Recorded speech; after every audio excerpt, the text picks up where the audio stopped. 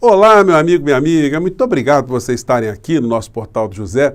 Hoje com mais assuntos super importantes e reveladores que nos dão a dimensão de como foi importante para todos nós, para o Brasil, nós termos conseguido nos livrar dessa gente que estava ocupando o governo do nosso país até o último dia 31 de dezembro.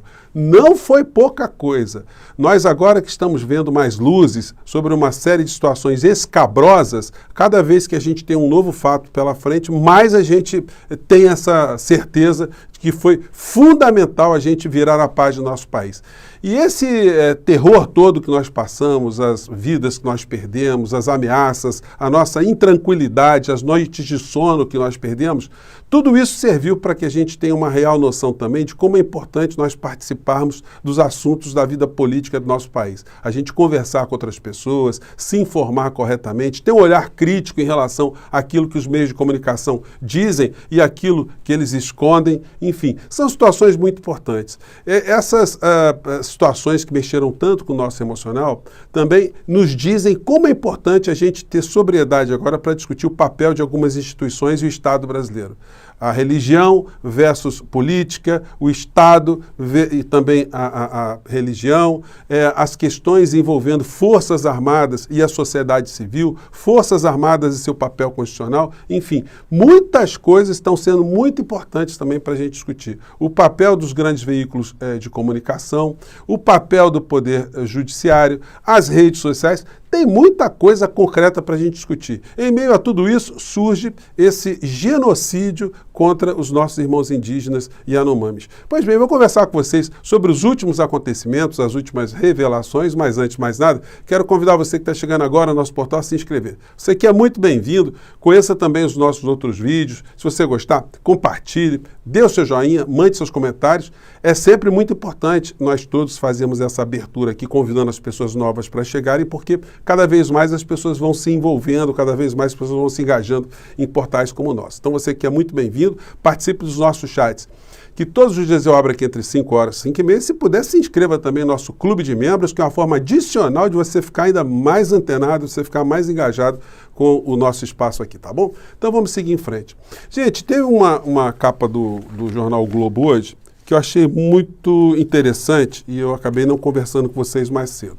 Que tem essa foto aqui, ó, de um soldado, né, com uma criança no colo. Soldado militar aqui, salvando mais uma criança Yanomami.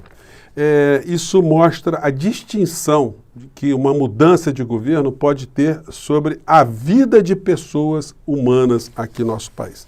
Então, a matéria diz: Polícia Federal vai investigar tragédia Yanomami.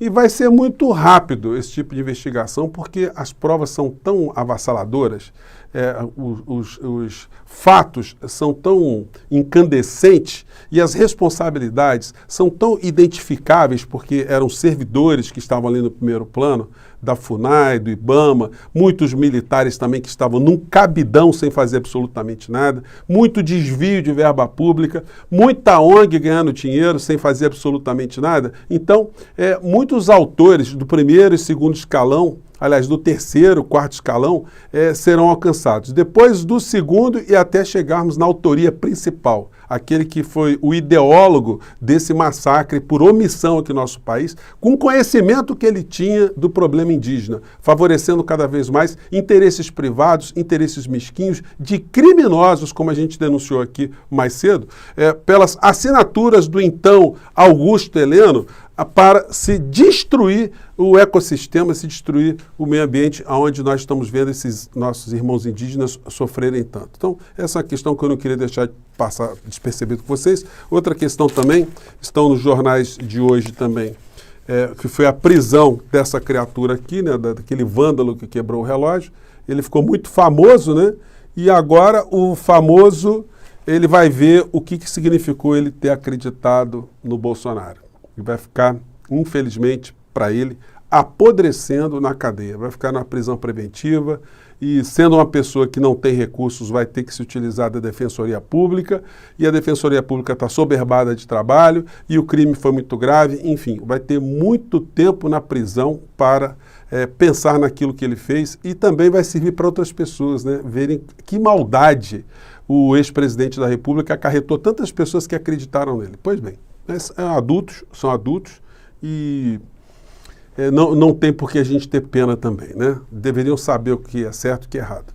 Matéria mais cedo hoje, que está repercutindo bastante, como o Bolsonaro gastou os recursos da saúde indígena. ONG evangélica ganhou 872 milhões. Gente, já no começo do governo Bolsonaro, essa missão Kaiowá, que diz estar a serviço do índio para a glória de Deus, né? Vocês imaginam se isso é serviço de Deus, imagine o serviço do diabo, né? O que seria? Enfim. E o diabo, ele tem, aqui no Brasil, ele está materializado, inclusive, dentro de muitas dessas instituições que se proclamam religiosas. Nós vemos, de fato, são criminosos travestidos, né? Fantasiados, camuflados de gente de bem, gente de Deus. Pois bem, então, essa ONG já estava ganhando grana quando o Bolsonaro entrou. Mas quando o Bolsonaro entrou, ela passou a ganhar muito mais grana. Ela já estava sendo investigada. Tem uma coisa muito complicada, né? Porque a ausência do Estado de forma direta, aí faz com que picaretas criem algumas instituições ou se apoderem de algumas instituições para fazerem negócios com o Estado. E aí, se você olhar na agenda do Bolsonaro, era todo dia recebendo um pastor, um líder de uma televisão, pastor, o líder de uma empresa, pastor, o líder de uma escola, pastor. Era o tempo todo na agenda do Bolsonaro esse tipo de situação. E a gente não deve ficar surpreso se muitos desses encontros do Bolsonaro no Palácio do Planalto também tivessem pessoas que fizeram negócios para supostamente beneficiar os indígenas, mas acabaram botando muito dinheiro no bolso. ONG recordista de verba presta serviço precário. Essa matéria aqui, gente, já é da revista Exame do ano de 2019. Eles vão mostrando aqui. O Mandetta não quis assinar um convênio com elas, não quis reiterar, mas aí recebeu indicações políticas ali para assinar, né? E acabou assinando.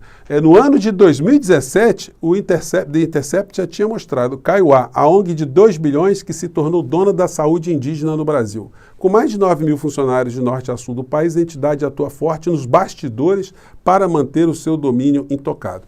Gente, aí tem uma questão que é sempre ligada ao mau caratismo, a picaretagem, a mistura de política com religião, como eu disse para vocês aqui, que é uma questão que vai ter que ser enfrentada pelo governo Lula.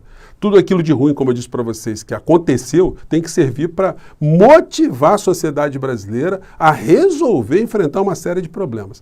Esse aqui é um dos amigos, né, do ex-presidente, o senhor Messias. Esse aqui é o senhor Valdemiro Santiago. Está meio escura a cena aqui, a tela, né? Mas ele é aquele que tem diversos processos contra ele. Ele é um desses dissidentes do Bispo Macedo. Rompeu com o Bispo Macedo, criou uma igreja, enfim. E tem uma atuação sobre as pessoas mais vulneráveis, pessoas mais necessitadas. E ele faz espécie de proselitismo, faz uma espécie de propaganda que está levando a fé para alguns lugares e se meteu alguns anos atrás a frequentar a região norte para tentar exorcizar indígenas, evangelizar indígenas. É óbvio que você, ao ver a cena, é de uma picaretagem evidente, né? Eu vou compartilhar aqui com vocês porque é um assunto que a gente tem que repudiar sempre, né? Sobretudo com o perfil moral dessa figura, que também mistura política com religião e usa o poder político que ele tem sobre essas pessoas para cabalar votos para todo tipo de vigarista e criminoso da política também. Vamos ver aqui uma cena. Ele com a sua esposa lá no Xingu. Gente, aí tem um músico, né, que vai tocando um tecladinho de fundo e ela vai fazendo ali uma cerimônia no melhor estilo Michele Bolsonaro, né? Vamos acompanhar aqui um trecho, vamos lá. Neste momento. Sim, meu Deus, estão acontecendo. O Senhor está dando saúde, está repreendendo o mal, as enfermidades. O Senhor está tocando, meu Deus, em cada coração e mostrando o seu amor. Então é o seguinte, a senhora aí também botou um cocar, ajoelhada, enfim, dizendo que os indígenas ali estavam possuídos, estavam com problema, que os problemas dos indígenas estavam muito mais relacionados a questões espirituais do que a ação do homem. As ONGs ganhando dinheiro público para evangelizar indígenas, enfim. A falta de governo, a falta de sensibilidade, a falta de empatia, a aliança com o crime organizado, a aliança com garimpeiros ilegais, a devastação das nossas florestas, enfim. Tudo isso fez esse caldeirão aqui. Bom, mas aí a gente vê mais uma cena aqui, na sequência, onde o suposto pastor, ele convoca os indígenas aqui a espantarem os demônios. Vamos lá. Jesus, doenças, enfermidades, dores, miséria, espíritos maus, em nome de Jesus, saiam! Joga as mãos e diga, sai! Em nome de Jesus. Essa musiquinha de fundo é o tecladista que eles levam para lá, tá? Amém.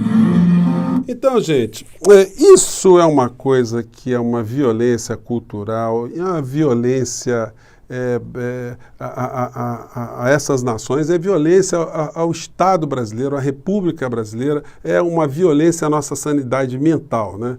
O cidadão em questão, com esse tipo de performance absolutamente estelionatária, é esse que está sempre esteve o tempo todo com o seu político de estimação fazendo campanha para ele, levando o Bolsonaro para todo tipo de encontro.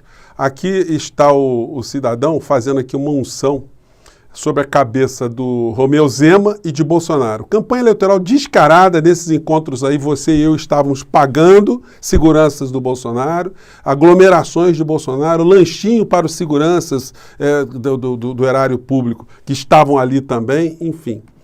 Estamos patrocinando esse tipo de patifaria aqui. E, evidentemente, as pessoas que estão ali com ele não têm nenhum tipo de empatia com o ser humano, porque se o Bolsonaro tivesse 1/100 de preocupação com os seres humanos, nós não estaríamos vendo essas cenas aterrorizantes que nós estamos vendo circulando por todos os lados. Bolsonaro também gastou muito dinheiro, como eu disse para vocês, dos cartões corporativos, que são vários, né, para se deslocar para esses eventos religiosos. O que o Bolsonaro foi para igreja, foi para templo, é um negócio indecoroso.